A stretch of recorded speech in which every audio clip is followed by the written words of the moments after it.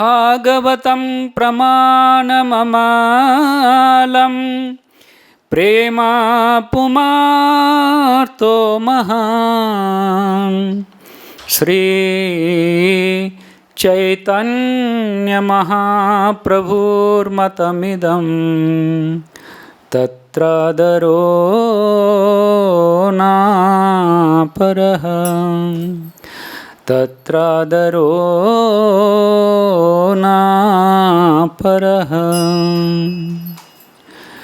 जयो राधा माधव कुंज बिहारी गोपीजन वल्लभ गिरिवरधारी।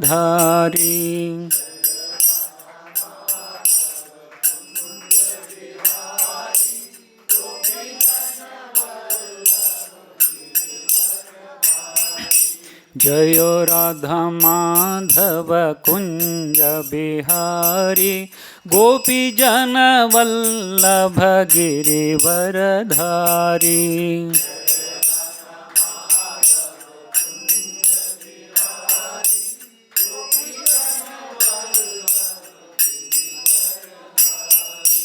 यशोदानंदन ब्रज जन रंजन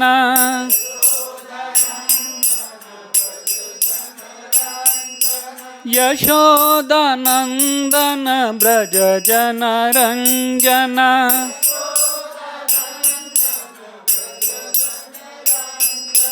यमुना तीरवनचारी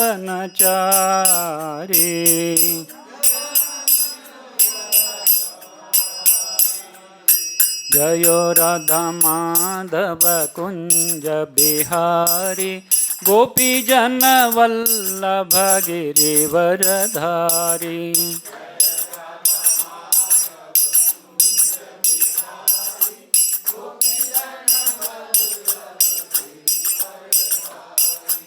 हरे कृष्णा कृष्णा कृष्णा हरे हरे हरे राम राम राम हरे हरे।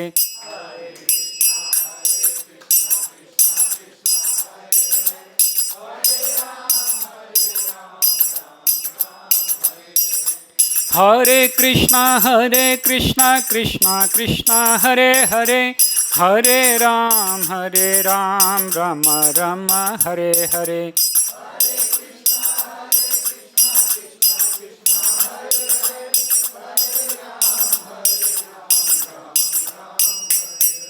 हरे कृष्णा कृष्णा कृष्णा हरे हरे हरे राम राम राम हरे हरे।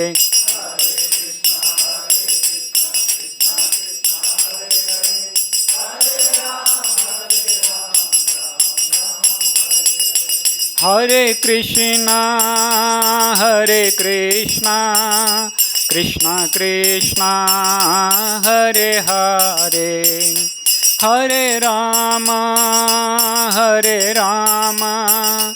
राम राम हरे हरे।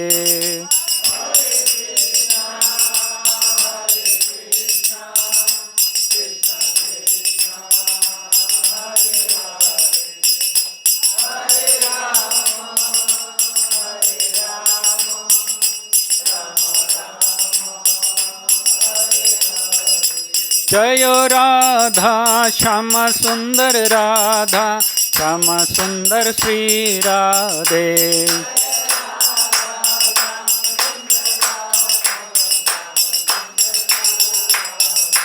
जयो कृष्ण बलराम जयो वृंदावन धाम।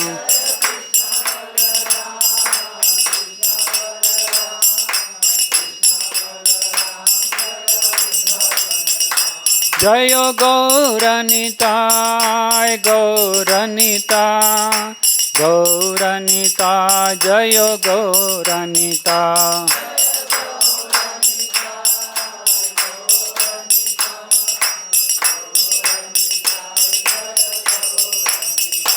जय जय प्रभुपाद प्रभुपाद प्रभुपाद।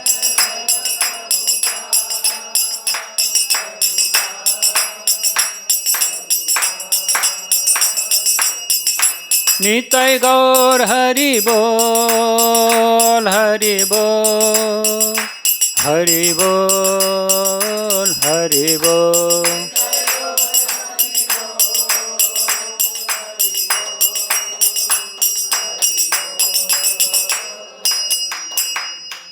श्री श्री हरिनाम संकीर्तन की। ओम नमो भगवते वासुदेवाय।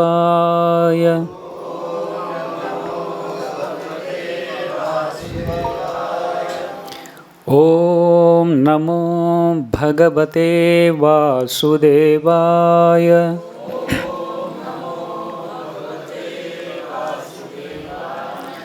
ओम नमो भगवते वासुदेवाय।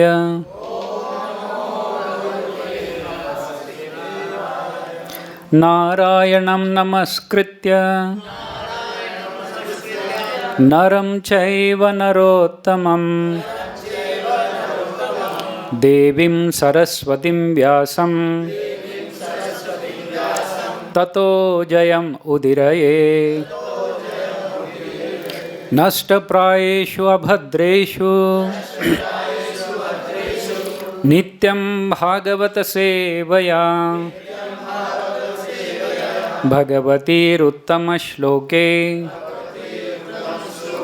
भक्तिर्भवति नैष्ठिके। कृष्णाय वासुदेवाय देवकीनन्दनाय च नन्दगोपकुमाराय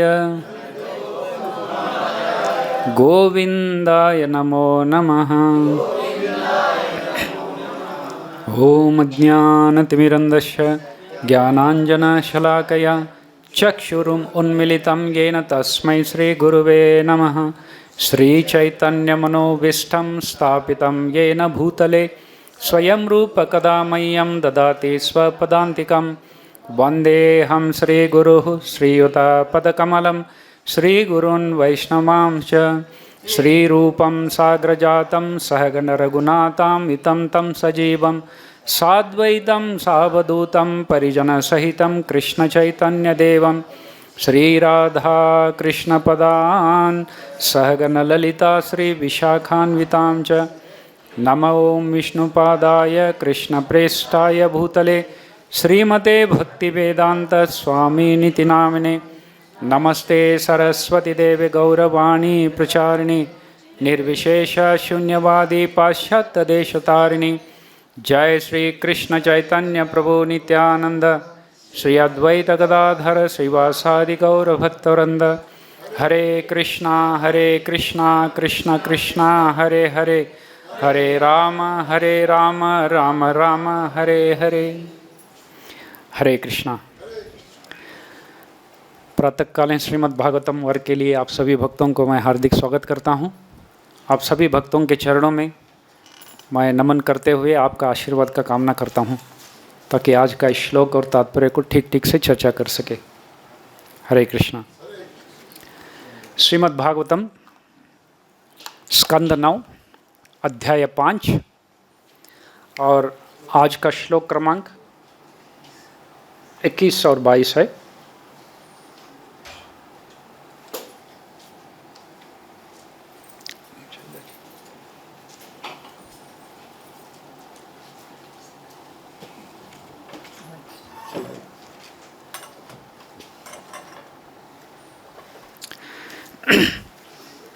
कृपया दोहराइएगा। कर्मावदातमेतत्ते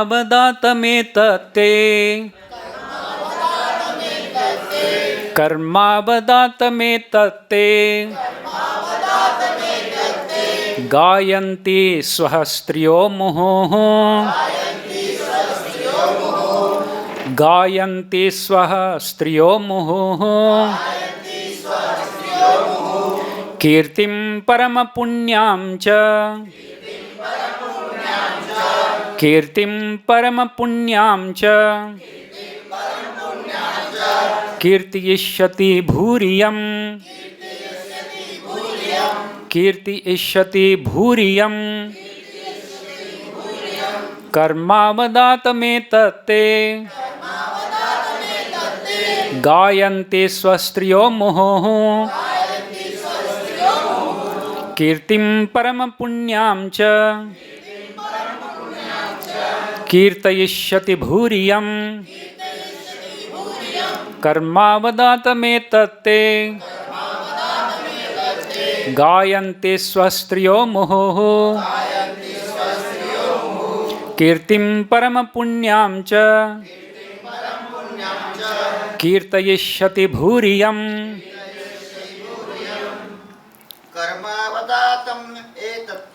कर्मावदातमेतत्ते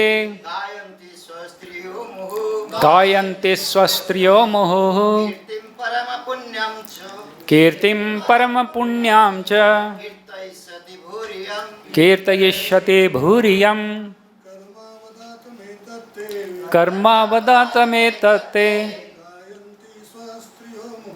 गायन्ति स्वस्त्रियो मुहुः कीर्तिं परम पुण्यां च कीर्तयिष्यति भूरियम् कर्मावदातमेतत्ते गायन्ति स्वस्त्रियो मुहुः कीर्तिं परम पुण्यां च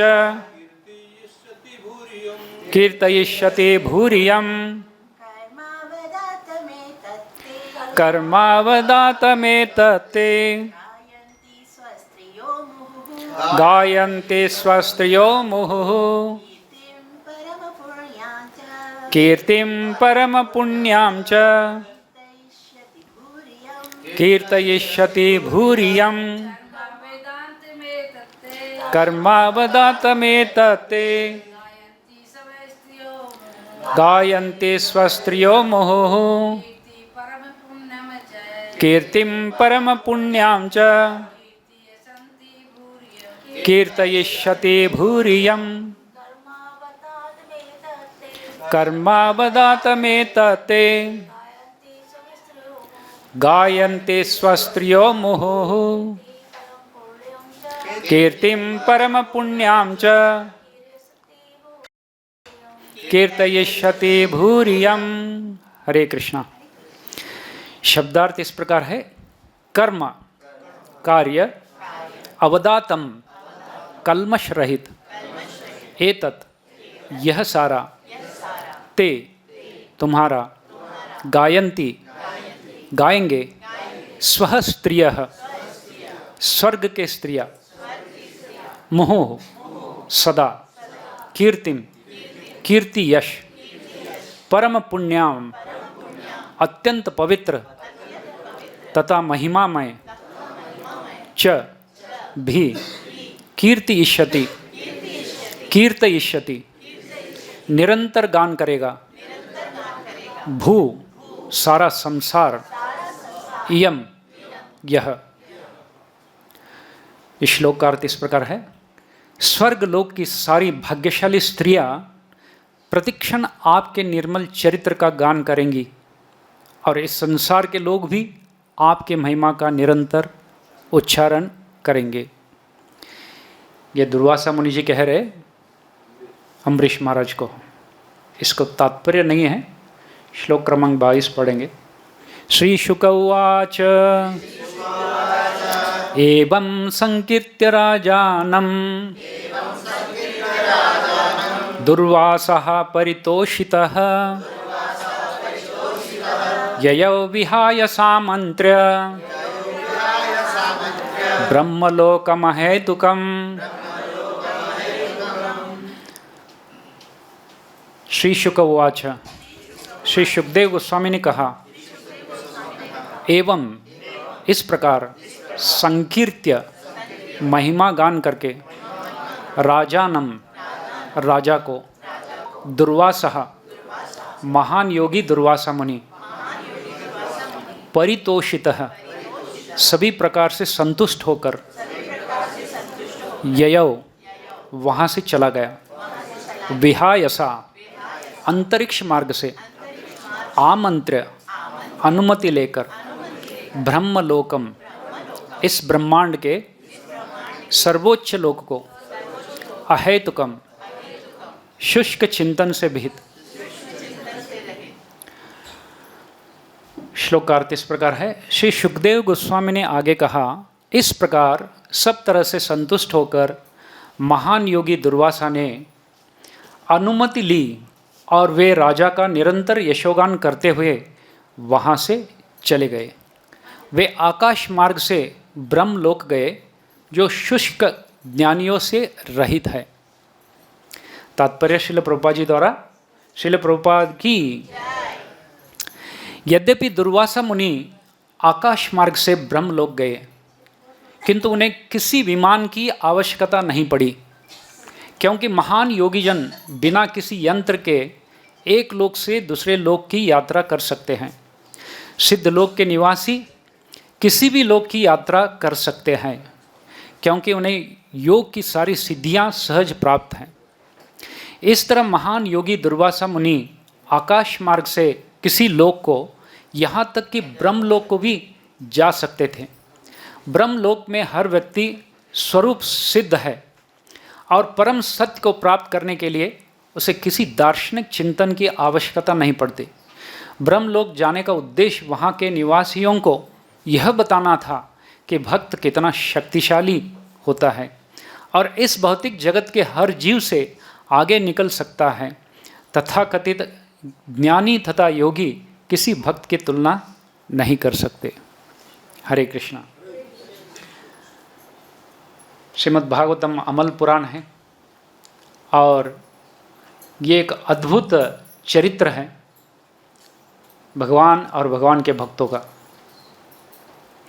यह हम देखते हैं इस अध्याय में, इसका पार्श्वभूमि इस प्रकार है। अम्बरीश महाराज, इस पृथ्वी के सम्राट, अपने समस्त इंद्रियों को भगवान के सेवा में लगाए थे। 1 साल तक उन्होंने एक व्रत का आचरण करते हुए यहीं वृंदावन में 1 साल तक व्रत किए थे। अंत में एकादशी व्रत का 3 दिन का उपवास रखकर, और वो द्वादशी के दिन दुर्वासा मुनि आए। देखिए दुर्वासा मुनि वहाँ कैसे आए, ये भगवान की प्रेरणा थी। और आकर उनको कहते हैं कि अम्बरीश महाराज भक्तों में श्रेष्ठ परम भगवान के भक्त, इस वैष्णव को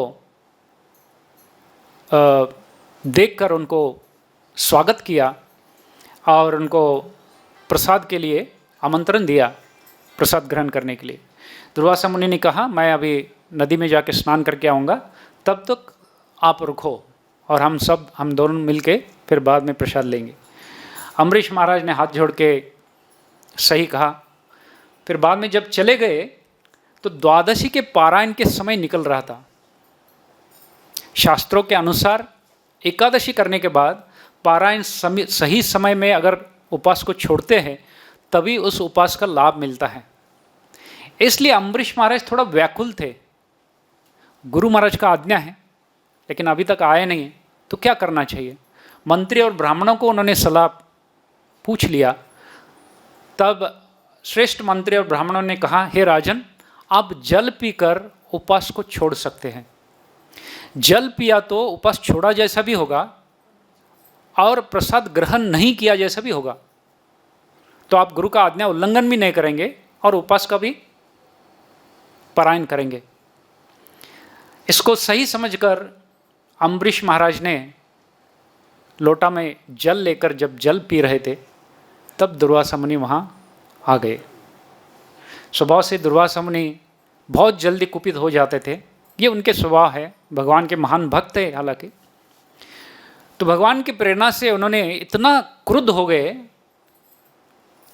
तो अम्बरीश महाराज को उन्होंने हड़काने लगा, हे राजा, तुम्हारा इतना हिम्मत, एक वैष्णव को आदर करके तुमने मुझे सम्मान नहीं किया।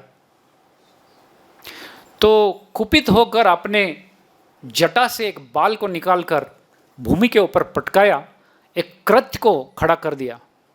आप देख सकते हैं उधर। और इस कृत्य बहुत भीषण, और उसको आज्ञा दे दिया, इस महाराज को मार दो, अम्बरीश महाराज को।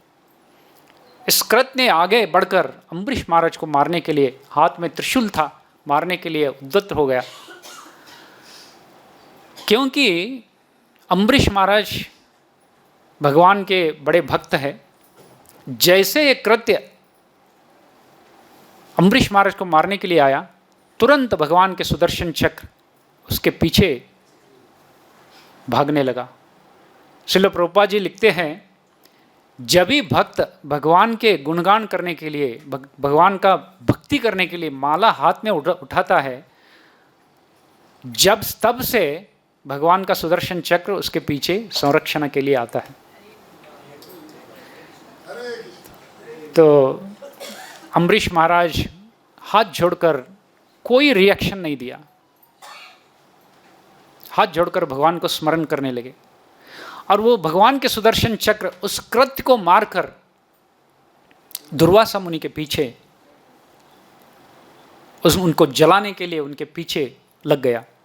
तो दुर्वासा मुनि इतने महान योगी इतना भयभीत हो गए, उस ज्वलनशील सुदर्शन चक्र को भयभीत होकर भागने लगे। भागते भागते वो कैलाश में आ गए, शिवजी के यहाँ आश्रय मांगने के लिए। शिवजी से प्रार्थना करने लगे, हे प्रभु, भगवान के सुदर्शन चक्र मेरे पीछे पड़ा है, आप कृपया मुझे संरक्षण दीजिए। शिवजी तुरंत उठकर खड़े हो गए। अरे पुत्र दुर्वासा, तुम किसके पास आए हो? मेरा आराध्य देव भगवान, उनके बिना आपको कोई संरक्षण नहीं दे सकता। आप तुरंत यहाँ से चले जाओ, नहीं तो कैलाश जल के भस्म हो जाएगा। तो शिवजी नकार कर दिया। तो फिर से भयभीत होकर ब्रह्मलोक चले गए। ब्रह्मा जी को नमस्कार करते हुए भयभीत होकर प्रार्थना करने लगे, हे भगवान, मुझे संरक्षण दीजिए, इस सुदर्शन चक्र मुझे जल रहा है। ब्रह्मा जी भी हाथ जोड़कर, हे पुत्र, ये स्थान नहीं है तो आप सुदर्शन चक्र से आश्रय यहाँ नहीं ले सकते हो, मैं कुछ नहीं कर सकता हूँ, आप वो परम पुरुष भगवान के पास वहाँ जाइए। तो भागते भागते भगवान के पास वैकुंठ लोक में आ गए। तो आप सब सुन चुके हैं किस तरह भगवान दुर्वासा मुनि को भक्त का गुणगान गाते हैं। ये अद्भुत श्लोकों में भगवान भक्तों का गुण गाए हैं। अहम भक्त पराधीनो, हे ब्राह्मण, मैं मेरे भक्त का अधीन में हूँ, मेरा कुछ स्वतंत्र नहीं है और अभी मैं कुछ नहीं कर सकता हूँ। आपको अगर इससे संरक्षण लेना है तो जिसके प्रति आप अपराध किया है उसका चरण पकड़ना होगा। इतना गंभीर हो गए और दुर्वासा मुनि भयभीत होकर फिर से भागते भागते अम्बरीश महाराज के पास आ गए। ये जो भ्रमण में 1 साल निकल गया था। तो इसमें श्रीमद् भागवतम में इसका स्पष्ट लिखा नहीं है कि ये अम्बरीश महाराज तब तक वृंदावन में थे या उनके राज्य में गए हैं। लेकिन परम पूज्य लोकनाथ स्वामी महाराज जी ने एक बहुत सुंदर बुक लिखे हैं, पुस्तक लिखे हैं। कुछ साल पहले मैं जब वो बुक पढ़ा कि बार्शी बोल के गांव है महाराष्ट्र में, सोलापुर जिला में, आपने सुने होंगे बार्शी।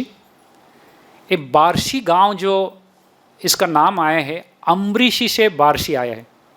ये अम्बरीश महाराज का स्थान था, ऐसा लोकनाथ स्वामी महाराज जी ने लिखे हैं। और हो सकता है उन्होंने वहाँ चले गए क्योंकि उनके पुत्र वगैरह थे, राज्य उनका आस्थान था। तो बार्शी में एक बहुत सुंदर भगवान का मंदिर है, मैं आगे आपको दिखाता हूँ। तो दुर्वासा मुनि घूमकर यहाँ आ गए और सुदर्शन चक्र उनके पीछे है। आते आते अम्बरीश महाराज के चरणों में गिरकर प्रार्थना करने लगे, हे राजन, इस सुदर्शन चक्र से मुझे संरक्षण दे दो। ये देखिए, ये भगवान के भक्तों का महिमा है। अम्बरीश महाराज के मन में किंचित भी उनके प्रति द्वेष नहीं था और उन्होंने हाथ जोड़कर उस भगवान का सुदर्शन चक्र का गुणगान करने लगे, प्रार्थना करने लगे, हे प्रभु, आप ज्वलंतशील, आप स्वयं भगवान हैं, हरि का महाशक्ति है, इस ब्राह्मण को संरक्षण दीजिए। अगर मैं इतने साल तक प्रामाणिक रीति से अगर भगवान का भक्ति किया हूँ, हे भगवान, तो इसके फल स्वरूप आप इस ब्राह्मण को संरक्षण दीजिए। कितने महान गुण है देखिए। तो जैसे इन्होंने प्रार्थना की तो वो सुदर्शन चक्र शांत हो गया और अम्बरीश महाराज को बहुत लज्जा लगने लगा।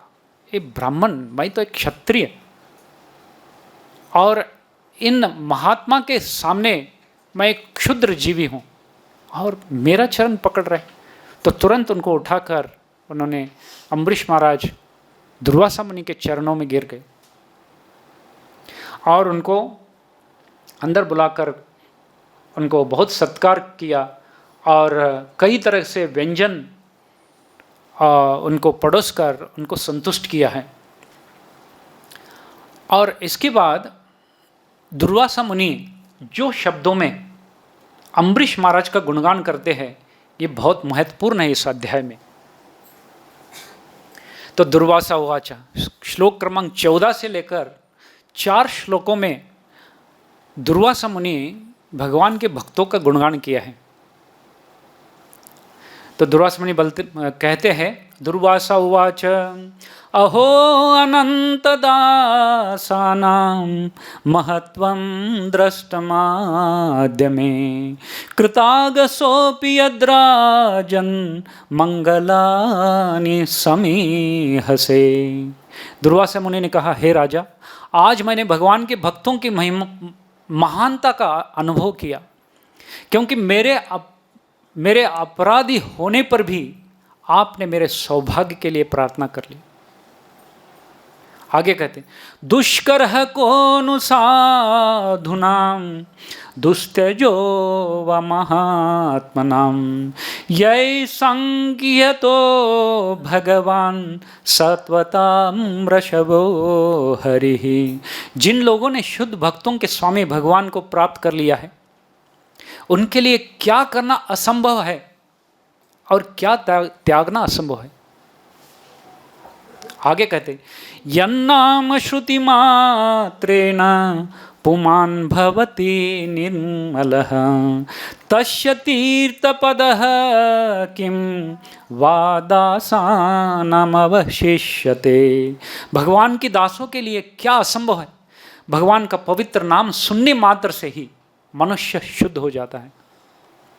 बहुत परम पूज्य राधा गोविंद गोस्वामी महाराज जी ने इस श्लोक के ऊपर बहुत सुंदर उन्होंने व्याख्या की है।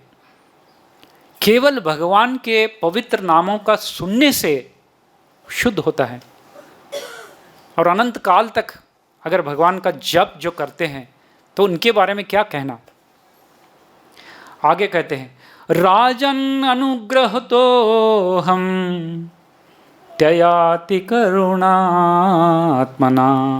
मदगम पृष्ठतः कृत्वा प्राणायन में अभिरक्षिता।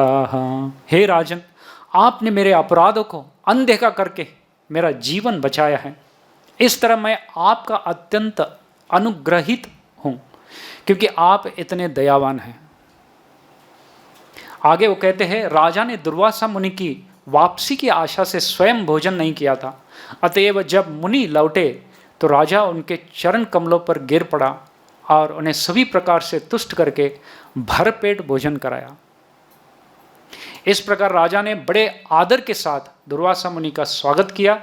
वे नाना प्रकार के स्वादिष्ट व्यंजन खाकर इतने संतुष्ट हुए कि उन्होंने बड़े ही स्नेह से राजा से भी खाने के लिए प्रार्थना की, कृपया भोजन करो राजन। ये महान भक्तों का गुण का वर्णन है इस अध्याय में। तो भगवान के भक्त जब भगवान का भक्ति करता है, उनके हृदय में भगवान स्वयं आकर बैठते हैं और उनके सारे अंधकार को दूर करते हैं। जो भगवान के भक्त हैं, शुद्ध भक्तों को अपने लिए वो कुछ नहीं चाहते हैं। अम्बरीश महाराज को ये नहीं लगा, देखो मुझे शाप करके कहाँ कहाँ घूम के आया, आखिर मेरे ही पास आया। हम अगर होते तो ऐसे सोचते थे, लेकिन अम्बरीश महाराज को किंचित भी ऐसा नहीं लगा। हृदय से उन्होंने लज्जा लगने लगा, इस ब्राह्मण मेरे चरण में गिर रहे, और भगवान से प्रार्थना की और इनको इतने सत्कार आदर करके पेट भर खिलाया। आप समझ सकते हैं कि दुर्वासा मुनि को कैसा लगा होगा। और हृदय भरकर दुर्वासा मुनि ने इनका स्तुति किया है। इस अध्याय में एक बहुत महत्वपूर्ण सीख है कि भगवान ने अपने भक्तों को इस प्रकार कष्ट में क्यों डालते हैं। अम्बरीश महाराज 1 साल तक इतना कठोर तपस्या की है भगवान का भक्ति के लिए, और तभी उसी समय पारायण के समय दुर्वासा मुनि क्यों आए, और वो भी इस प्रकार इनके साथ व्यवहार क्यों किया। ये भगवान का प्रेरणा था। किसी अन्य अध्यायों में विश्वनाथ चक्रवर्ती ठाकुर जी ने बहुत अच्छा एक तुलनात्मक दृष्टि से इसको बताते हैं। जब भी भक्तों को कष्ट में डालते हैं भगवान, वो उनके गुण का, कीर्ति का गान करने के लिए है। जिस प्रकार चंदन और कर्पूर और केसर के फूल होते हैं, वो तो वास्तव में बहुत सुगंधित है, बहुत पवित्र है, लेकिन उसको अगर घिसकर पेस्ट बनाया, कर्पूर, चंदन और सैफरॉन को, तो कितना सुगंध फैलता है, कितना किलोमीटर तक उसका सुगंध फैलता है। उसी प्रकार अम्बरीश महाराज के पास सुगंध चंदन के जैसा गुण है, और दुर्वासा मुनि को भेजकर इस गुण को भगवान ने रगड़ लिया। दुर्वासा मुनि ने उनको थोड़ा शाप देने का नाटक कराकर वो जो गुणों को भगवान ने प्रकट करवाया। और देखिए आगे ये क्या कहते हैं।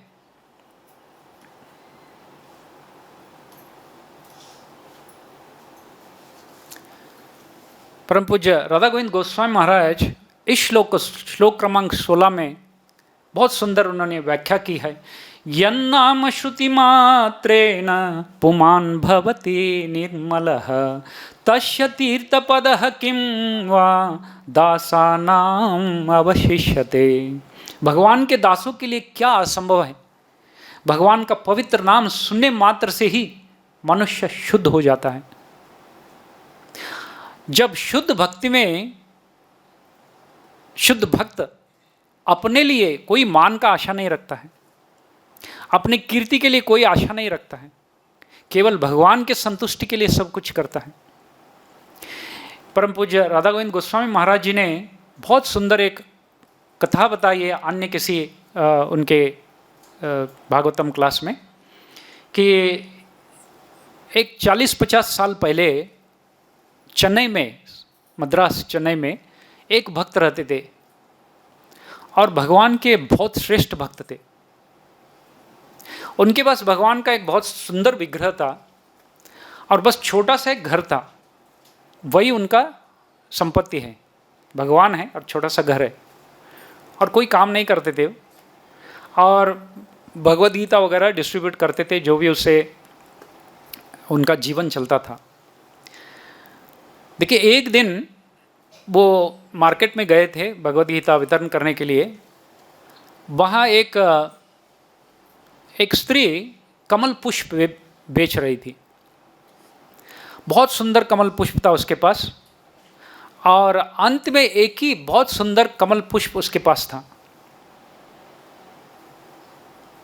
और इन्होंने जाके देखा उस कमल पुष्प को, अगर इसको मेरे भगवान को मैं अर्पित करूंगा तो भगवान कितना सुंदर लगेंगे। मन में सोचकर उस स्त्री से पूछते इसका क्या दाम है, तो उन्होंने बोला होगा कुछ 25 पैसा 50 पैसा। तो इनके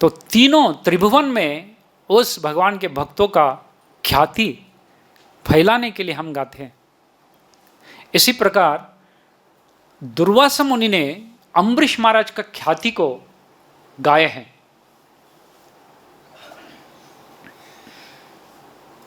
ये कर्पूर और चंदन है, भक्तों का गुण है। इसको रगड़ने से किस प्रकार सुगंध फैलाता है, वो भगवान के देखिए भक्त शुद्ध भक्त लोग जो होते हैं, जो भी उनको भगवान से प्रेरित होकर जो कष्ट मिलता है उसको सहन करते हैं। और इसी को सराहना करते हुए ब्रह्मा जी अपने प्रार्थनाओं में गाए हैं। दशम स्कंद में 14 अध्याय में ये 8वें श्लोक में स्वयं ब्रह्मा जी गाए हैं।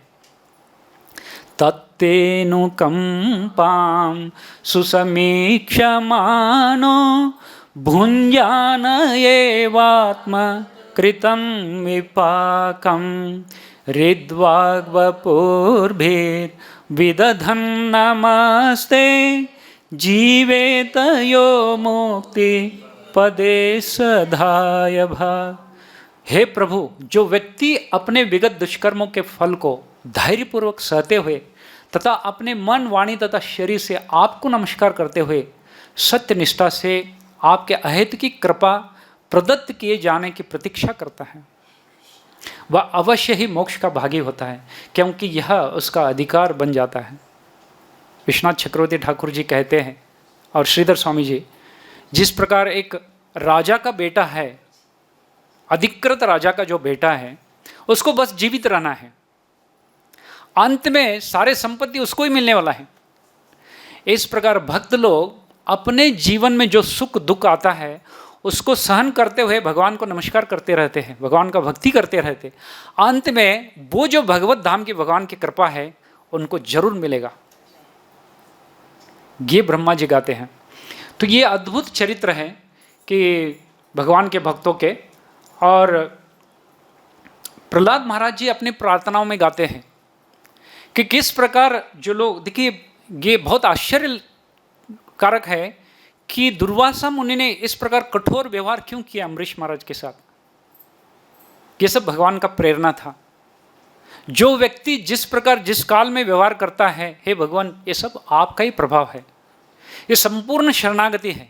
इसको समझने के लिए, इस लीलाओं को समझने के लिए ये सब भगवान का ही एक प्रभाव शक्ति है।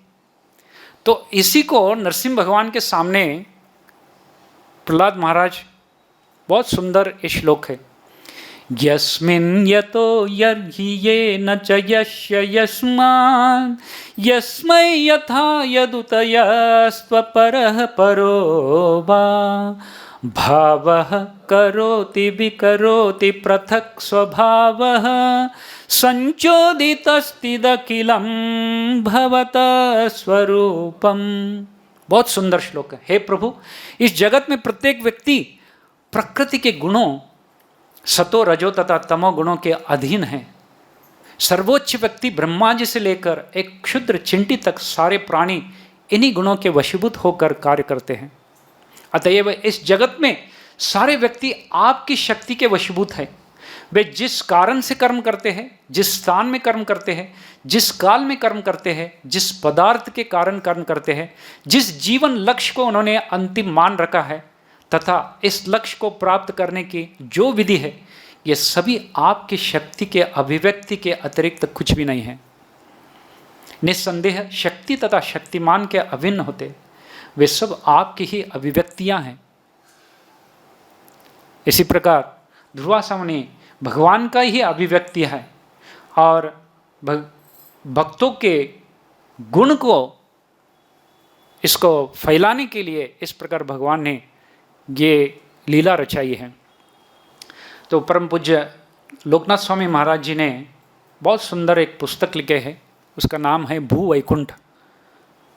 ये प्रायः मराठी और हिंदी में है, मुझे पता नहीं इंग्लिश में आया है कि नहीं, लेकिन इसमें पंढरपुर और आसपास की जो तीर्थ स्थान है उसके बारे में बहुत सुंदर महाराज जी ने लिखे हैं। तो जब 10-11 साल पहले जब मैंने ये पुस्तक पढ़ा था तो मुझे भी बहुत आश्चर्य हुआ था, अम्बरीश महाराज का कथा इधर कैसा हो सकता है। तो मैं मेरे परिवार को लेकर वहाँ बार्शी देखने के लिए गया था। तो वहाँ बहुत सुंदर ये मंदिर है, ये भगवान चतुर्भुज भगवान के मंदिर है। इस मंदिर को भगवंत मंदिर कहते हैं, भगवान विष्णु के भगवंत मंदिर है। आप नीचे ये जो माला पहने हैं ये अम्बरीश महाराज है। अम्बरीश महाराज उनके जस्ट हाथ के नीचे है। और ये जो सुंदर मंदिर है इसके ऊपर सुदर्शन चक्र है। और बाद में जब सुदर्शन चक्र शांत हो गया था, उस पुस्तक में लिखा है, और एक स्थान है उसको चक्र तीर्थ बोला जाता है, वो सुदर्शन चक्र शांत होकर एक जगह में गिर गया है। वहाँ एक कुआं बन गया है। उस कुआं में सतत पानी आता रहता है। कहाँ से आता है किसी को पता नहीं, लेकिन सतत वो कुआं से पानी चलता रहता है। ये पवित्र स्थान है, आप YouTube में भी इसको देख सकते हैं, इसको उधर वर्णन किया है। तो अम्बरीश महाराज के नाम से उस बार्शी का नाम आया, अम्बरीशी बार्शी।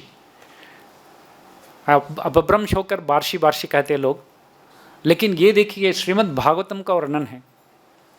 और इसको समझने के लिए, ये तो लीला हो गई थी, लीला हुआ था ये वृंदावन में, मधुबन में, लेकिन उसमें बार्शी में कैसा चलेगा।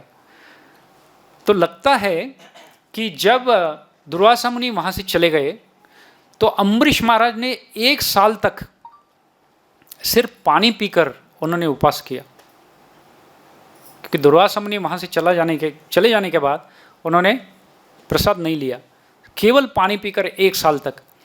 तो हो सकता है उन्होंने अपने राज्य को चले गए, उधर उनके पुत्र वगैरह थे।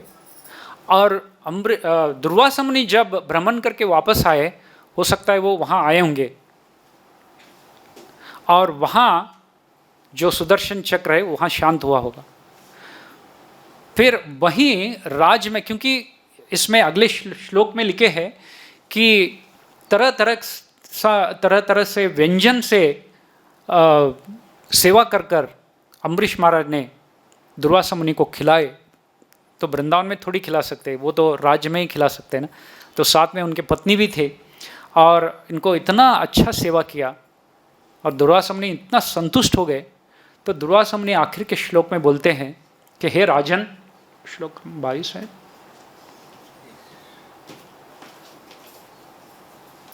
तो बहुत बड़ा आशीर्वाद दिया है दुर्वासा मुनि ने, और बोलते हैं, हाँ इसके पहले, हाँ ओके। तो ये 21वें श्लोक आज जो हम पढ़ रहे हैं, कर्मावदात मेतत्ते गायन्ति स्वस्त्रियो मुहुः कीर्तिम परम पुण्याम च कीर्ति इष्यति भूरिया। स्वर्ग लोक की सारी भाग्यशाली स्त्रियां प्रतिक्षण आपके निर्मल चरित्र का गान करेंगे। कितना बड़ा आशीर्वाद दिया दी। और इस संसार के लोग भी आपकी महिमा का निरंतर उच्चारण करेंगे। ये दुर्वासा मुनि अम्बरीश महाराज को ऐसा आशीर्वाद दिए। स्वर्ग लोक के स्त्रियां वो आपके इस चरित्र का गुणगान करेंगे। और आगे सुखदेव गोस्वामी कहते हैं, श्री सुखदेव गोस्वामी ने आगे कहा, इस प्रकार सब तरह से संतुष्ट होकर महान योगी दुर्वासा ने अनुमति ली, और वे राजा का निरंतर यशोगान करते हुए वहाँ से चले गए। हम कल्पना कर सकते हैं, जो भगवान के सुदर्शन चक्र से जलकर भस्म होने वाले थे, और उनको एक जीवन दान मिला, वो भी किससे? जिसके प्रति अपराध किया, उन्हीं से जीवन दान मिला। कितना अंदर लगता होगा। आप देखिए, हम किसी को मारने के लिए गए हैं, और उन्होंने जो मारने वाला को जीवन दान देकर खुशी से उसको वापस भेजता है, तो उस व्यक्ति को कैसा लगता होगा। हालांकि शिक्षा मिलना चाहिए था, लेकिन यहाँ तो स्तुति हो रहा है, मेरा संतुष्टि हो रहा है।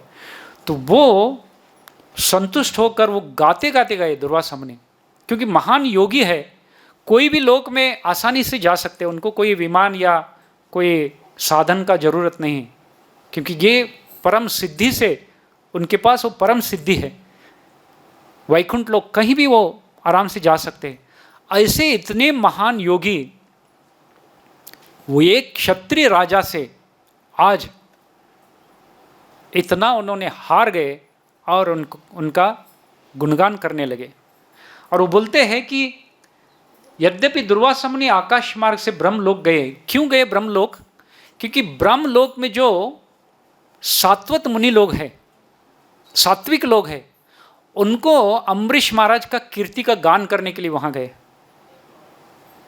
क्योंकि पहले ब्रह्मा जी के पास गए थे और ब्रह्मा जी उनका रक्षणा कर नहीं सके, तो अम्बरीश महाराज का कीर्ति को ब्रह्मलोक तक फैलाने के लिए वहां गए। इस प्रकार सुखदेव गोस्वामी को बहुत सुंदर उनका इसका वर्णन किया है। तो दुर्वासा मुनि महाराज अम्बरीश के स्थान से चले गए थे और जब तक वे वापस नहीं लौटे, पूरे 1 साल तक ये तो हो गया,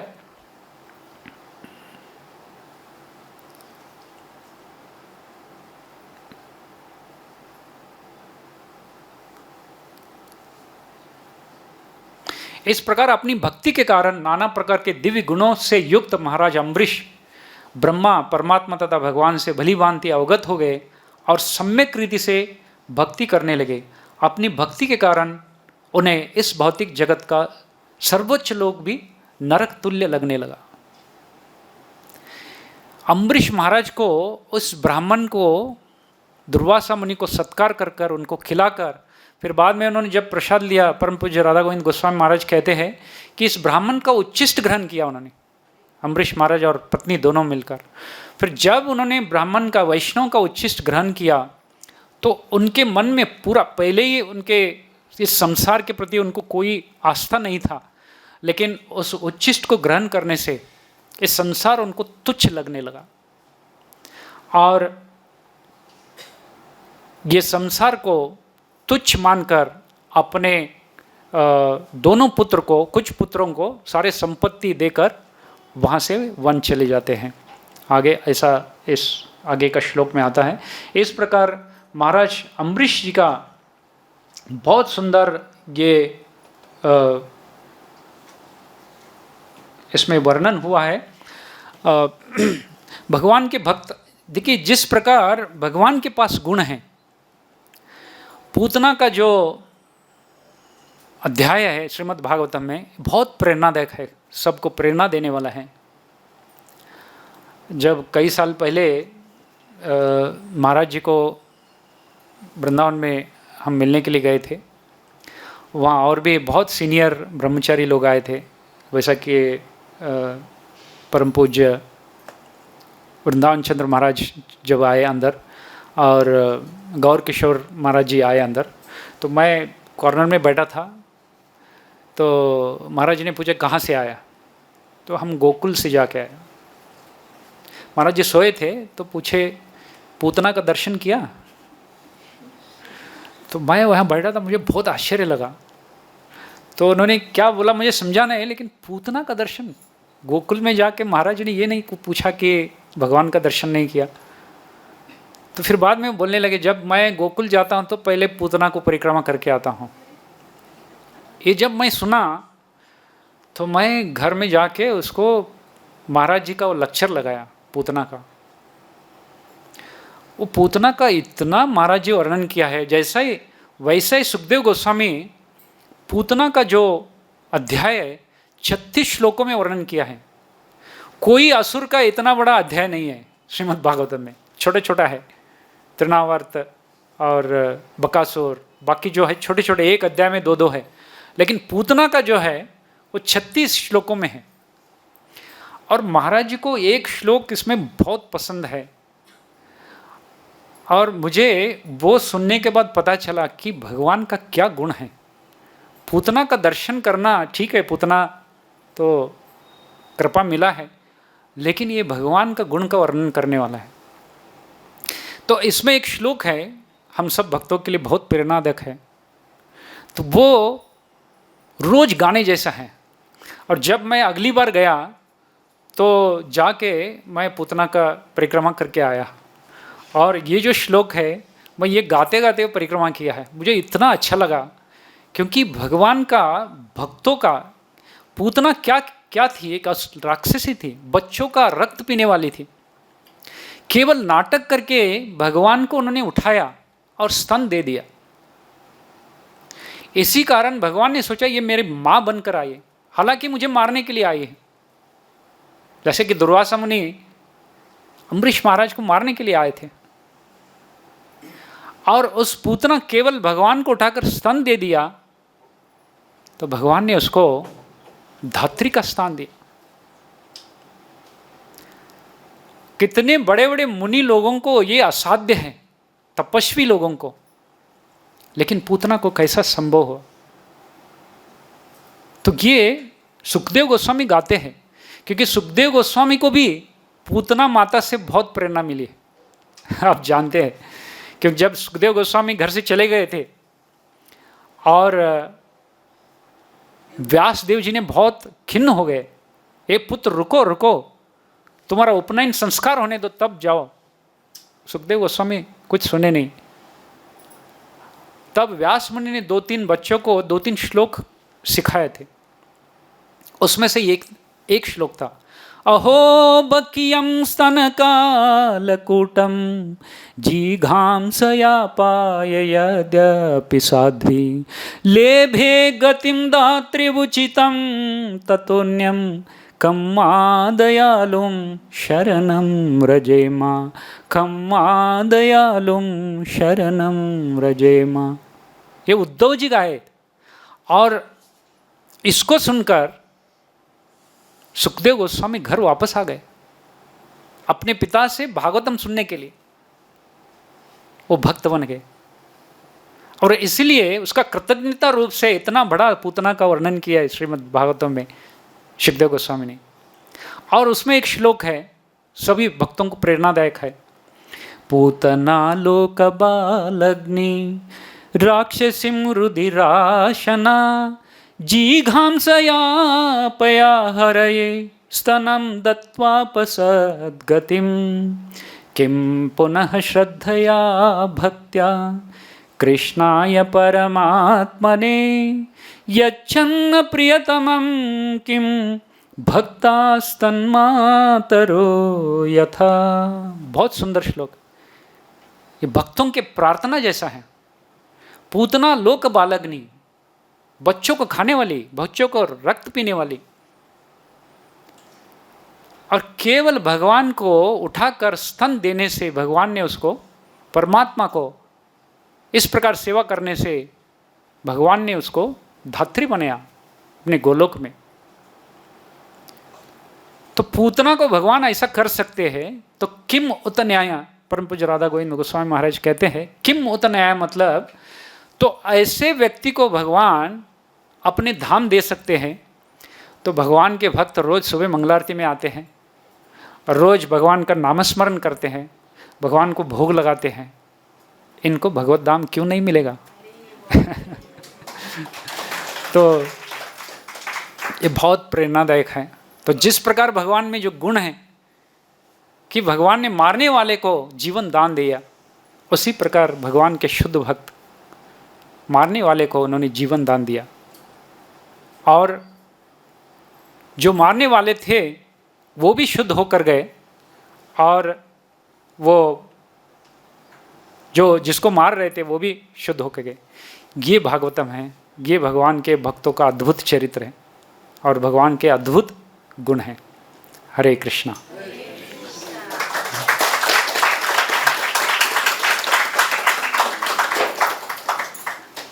किसी का कोई प्रश्न या टीका है तो कृपया।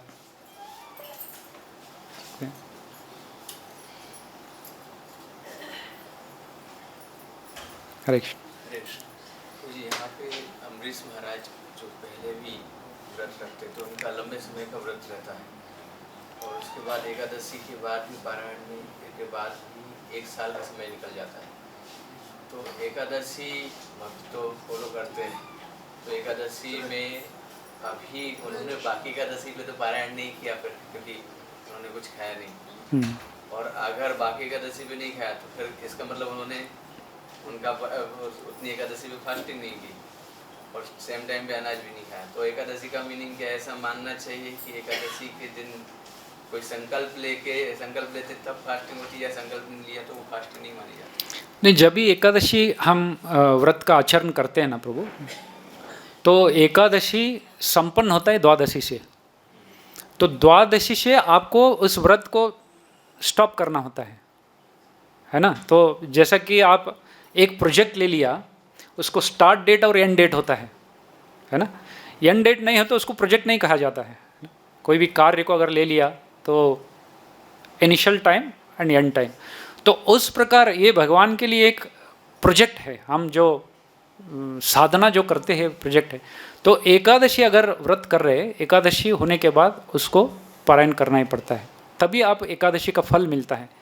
और हो सकता है अम्बरीश महाराज जी ने जब शुरू किए थे, 1 साल मतलब जब शुरू किए थे, वो एकादशी के समय में शुरू किए थे और पूरा साल उन्होंने किया, और एंड जो करना था उनको द्वादशी को करना था, और उसी समय बराबर दुर्वासा मुनि आ गए थे। तो एकादशी पारायण तो करना होता है, तभी आपको जो एकादशी किया वाला फल मिलता है शास्त्रों के अनुसार।